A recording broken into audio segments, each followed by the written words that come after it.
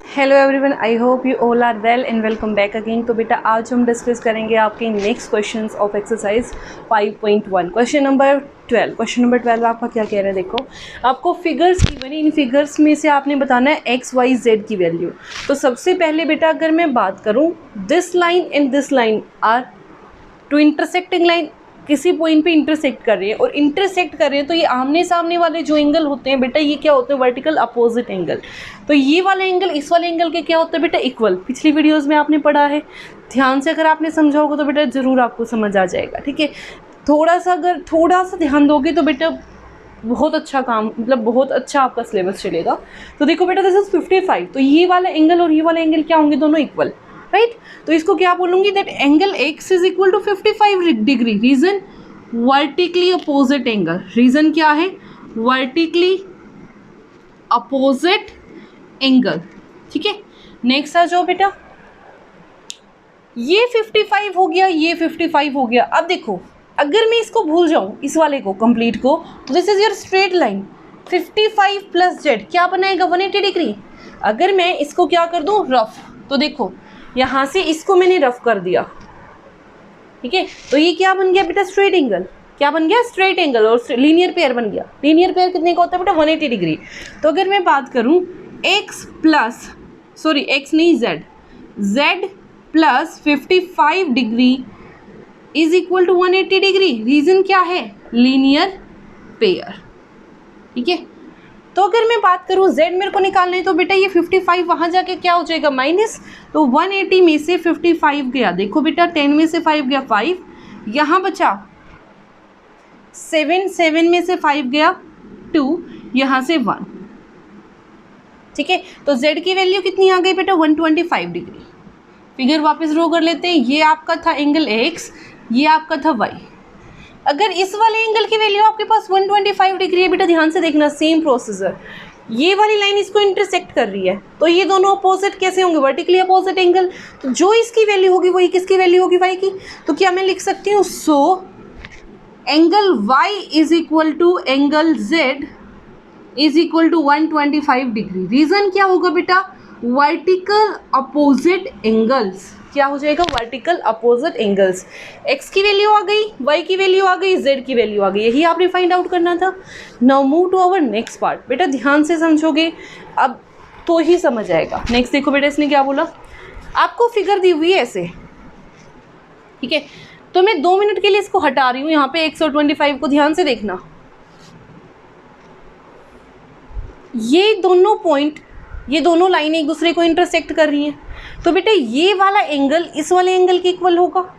Complete देखो ध्यान से, ये वाला एंगल, और दिखने में भी दिख रहा है कि ये इक्वल हैं। ठीक है, तो यहाँ से क्या आ गया, angle z is equal to 40 degree.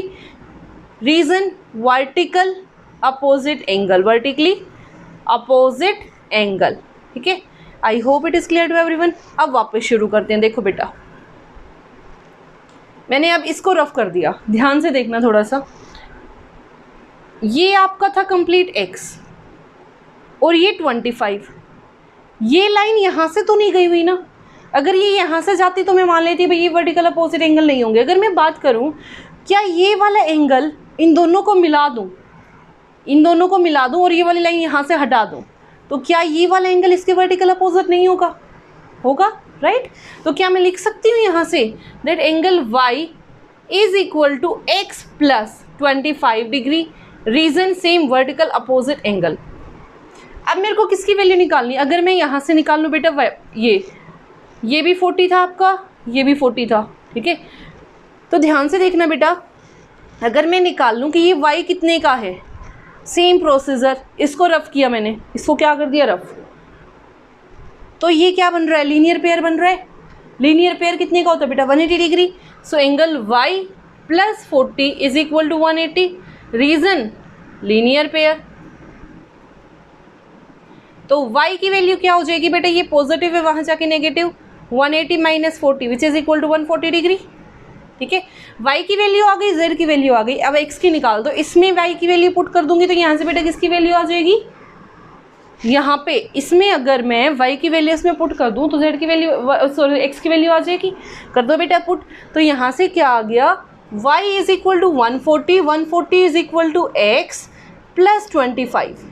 It means x is equal to 140 minus 25. 10 minus 5 बेटा 5, यहाँ से देखो बेटा 3 minus 2 which is equal to 1. ठीक है, यहाँ से आपका 1, तो कितना आ गया 125 डिग्री. y की वैल्यू आ गई 140 डिग्री, z की वैल्यू आ गई 40 डिग्री. अगर आपने पिछली वाली वीडियो ध्यान से देखी, इंट्रोडक्शन सेक्शन आपने अच्छे से देखा है, तो इनमें आपको कोई प्रॉब्लम नहीं आएगी. ठीक है, और ये इंपॉर्टेंट भी होते हैं काफ़ी. तो अब now move to our next question which is question number 13.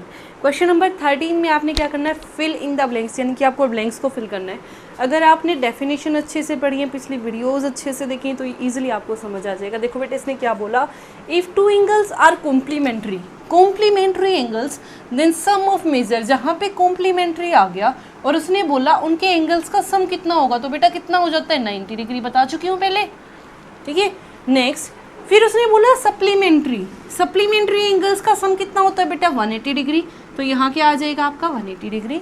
Next two angles forming a linear pair. इसने बोला दो एंगल अगर मेरे पास लीनियर पेयर बनाते हैं तो मैं उसको क्या बोलूँगी, लीनियर पेयर वाले को क्या बोलते हैं बेटा 180 डिग्री. और 180 डिग्री का मतलब यहाँ पे क्या है बेटा, स्ट्रेट एंगल या फिर सप्लीमेंट्री. 180 वाले को क्या बोलते हैं, या तो स्ट्रेट एंगल बोल दो या सप्लीमेंट, दोनों ठीक है बेटा, कंफ्यूज होने की ज़रूरत नहीं है. या लिखो सप्लीमेंट्री ज़्यादा ठीक होगा. रीज़न वहाँ पे दो एंगल होंगे, दो एंगल का सम करके आया है. ठीक है, और स्ट्रेट एंगल मतलब कंप्लीट 180 डिग्री. ठीक है, तो यहाँ से आपका आ जाएगा supplementary. Next if two adjacent angles are supplementary. देखो बेटा ये और ये दोनों क्या मिलके बना रहे हैं 180 डिग्री. इन दोनों का सम क्या है 180 डिग्री. तो ये क्या है बेटा, लीनियर पेयर है. ये बता चुकी हूँ पहले. ऐसे दो एंगल आ जाए, एडजेसेंट एंगल हूँ और दोनों का सम कितना हो 180 डिग्री, तो वो क्या बना रहे हैं बेटा, लीनियर पेयर. तो क्या आ जाएगा यहाँ पे linear pair. Next if two lines intersect each other. दो लाइनें एक दूसरे को इंटरसेक्ट कर रही हैं, then vertical opposite angles are. तो उसके वर्टिकल अपोजिट एंगल कैसे होते हैं बेटा, हमेशा इक्वल. कैसे होते हैं, इक्वल.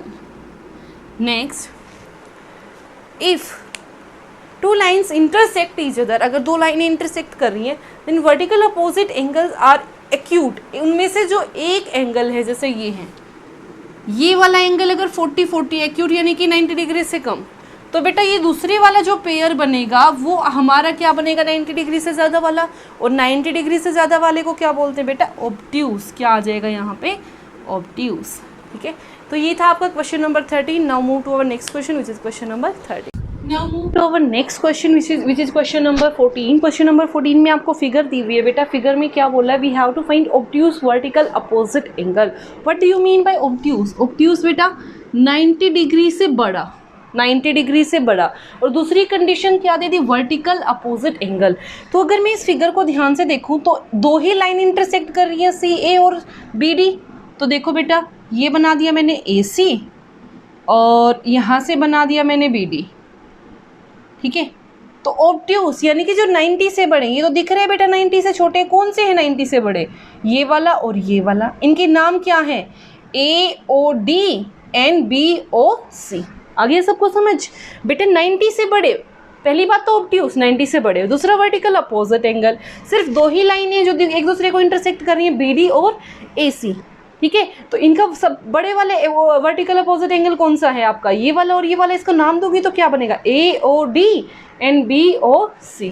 तो आंसर क्या आ गया यहाँ से, AOD and BOC.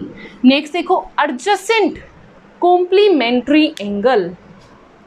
एडजेसेंट यानी कि साथ वाले और कॉम्प्लीमेंट्री एंगल. दो एंगल होने चाहिए और जिनका सम कितना होना चाहिए बेटा 90 डिग्री. कॉम्प्लीमेंट्री यानी कि 90. अगर मैं ध्यान से देखूं तो ये और ये लूँगी 90 से ज़्यादा, ये और ये लूँगी ये 180. ठीक है, तो सिर्फ क्या बचा, ये वाला पोर्शन जो 90 बना रहा है.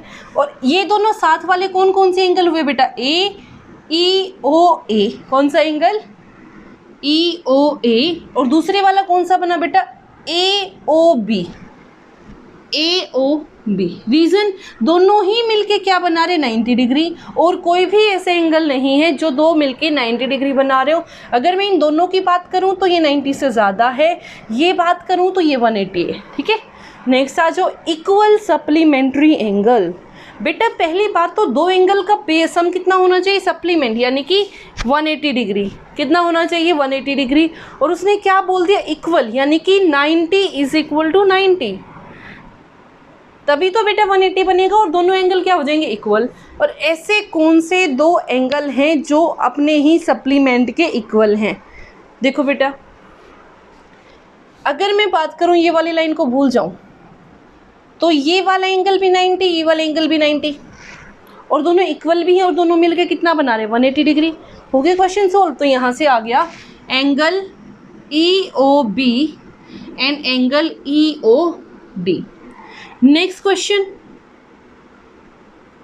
क्या कह रहे हैं, unequal supplementary angle. Unequal, equal नहीं हो जो, ये तो क्या था बेटा, इक्वल। अब मेरे पास ऐसे दो एंगल होने चाहिए जो स्ट्रेट तो बना रहे हैं लेकिन अनइक्वल है, कोई छोटा है कोई बड़ा। देखो इसको मैंने रफ किया, ये आपका सी पॉइंट। ठीक है, तो ध्यान से देखूं तो ये और ये पूरा मिलके, ये भी हटा दूं तो कितना बना रहा है, 180 बना रहा है, और दोनों एंगल एक छोटा एक बड़ा है, वही चाहिए मेरे को। ठीक है, तो यहाँ से आ गया एंगल AOE एंड एंगल यहाँ से था EOC। नेक्स्ट क्वेश्चन, यहाँ पे आपका कौन सा पॉइंट था बेटा,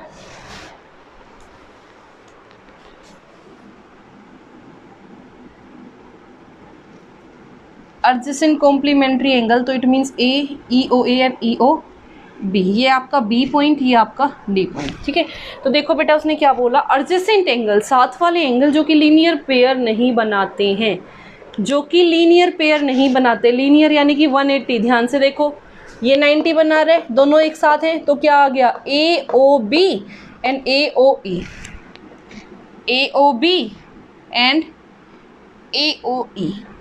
नेक्स्ट, ये और ये भी दोनों साथ में है और क्या नहीं बना रहे, 180 डिग्री। तो देखो बेटा AOE के साथ कौन सा एंगल, EOD। कौन सा एंगल, EOD। अब देखो बेटा अगर मैं बात करूं तो ये वाला और ये वाला, ये भी दोनों साथ में है और दोनों 180 डिग्री नहीं बना रहे ना। देखो ये वाला और ये वाला 180 नहीं बना रहे, तो एज इट इज़ लिख दो बेटा। यहाँ से बन गया EOD एंड एंगल DOC। और देखो बेटा, ये और ये लूँगी तो भी 180 बनेगा, ये और ये कंप्लीट लूँगी तो भी 180 बनेगा। तो सिर्फ यही एंगल है जो कि 180 डिग्री नहीं बना रहे, वही मेरे को लिखने थे। ये हो गया आपका question number 14 and I hope it is clear to everyone and if you like it then please share it. Thank you so much.